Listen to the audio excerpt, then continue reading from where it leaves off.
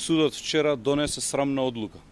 Судот вчера падна под притисокот на СДС и нивните медиуми, СЈО и политичките случаи кои тие ги сценираат. Вчерашната одлука на судот го погреба концептот на правна држава.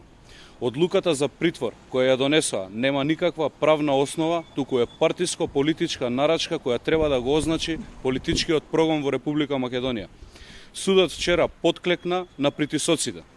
Судот вчера стана дел од сценариото на СДС и СЈО, со кој започна да ги заплашува сите кои не размислуваат како Зоран Заев. Интегритетот и независноста на судството е доведено во прашање. Целта на овој притисок е јасна: да се заплашат сите оние кои се подготвени да се спротивстават на престојното распродавање на националните и државните интереси. Пораката на вчерашната одлука е: или сите ќе клекнете на колена и ќе се откажете од борбата за Македонија, или пак сите ќе заглавите во затвор.